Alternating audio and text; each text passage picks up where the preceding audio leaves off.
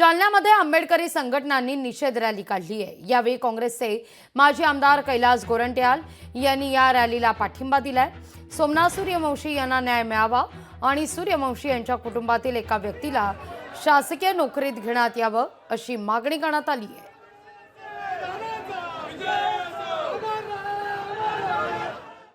आंबेडकरी जनता, मातंग समाज आणि वडार समाजाने जे विराट मोर्चा काढला, त्या मोर्चामध्ये जे व्यापारी लोकांनी बंद करून जे सहकार्य केलं त्याबद्दल मी व्यापारी लोकांचा मनापासून आभार व्यक्त करते।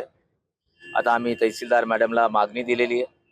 त्या मागणीमध्ये प्रमुख असा उल्लेख आहे की जे सोमनाथ सूर्यवंशी यांची हत्या झाली आणि जे अधिकारी त्यात असेल त्या अधिकारीला सक्तीचे रजा किंवा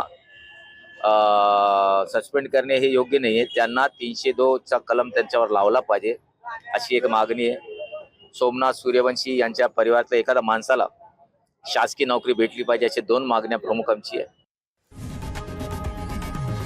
लोकशाही मराठी ऐका, पहा, जागरूक रहा।